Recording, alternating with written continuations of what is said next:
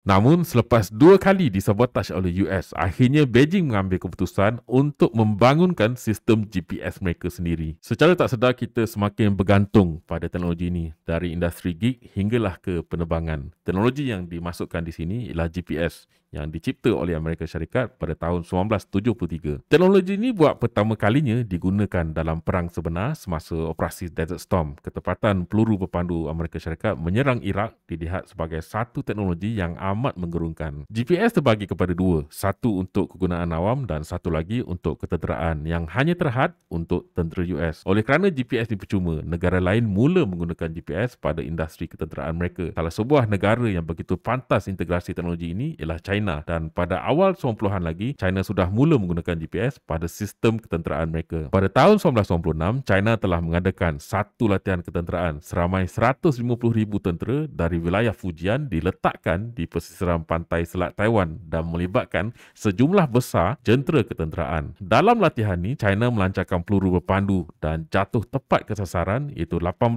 km dari kem askar Taiwan di Keelung. Latihan ini dipertontonkan secara langsung ke seluruh China. Ketika rakyat China bersorak gembira dengan kejayaan, China mula melancarkan peluru berpandu yang kedua ke sasaran yang lebih hampir dengan Taiwan. Tapi malangnya ia gagal sampai ke sasaran. Diikuti dengan pelancaran peluru berpandu yang ketiga juga gagal. Bukan hanya gagal ke sasaran, tapi China juga gagal menjejaki ke mana perginya peluru berpandu mereka. Dan selang beberapa minit selepas kegagalan China, US menghantar 2 aircraft carrier di Selat Taiwan sebagai isyarat yang Taiwan disokong oleh US. Hasil dari siasatan China, kononnya US telah mengubah koordinasi GPS pada ketika itu dan ini mengakibatkan kegagalan pada China. Bagi Beijing, ini bukan sekadar kegagalan teknikal, ini adalah penghinaan dengan satu syarat bahawa mereka terlalu bergantung pada teknologi asing. China menganggap peristiwa 1996 ni sesuatu yang amat memalukan. Boleh dikatakan China sudah lama bersabar dengan US dan ini bukan kali pertama GPS digunakan sebagai senjata oleh pihak US. Kalau korang minat nak tahu, bolehlah cari tentang Yinhe Incident di mana pada tahun 1993 US telah jamkan signal GPS kapal dagang China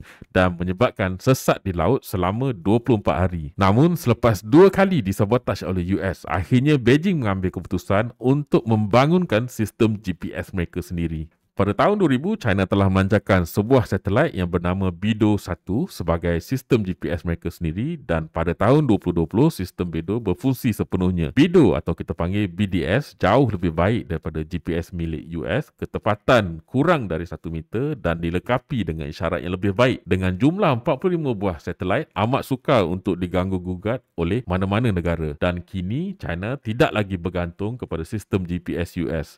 Kalau korang minat dengan konten macam ni, korang boleh follow aku.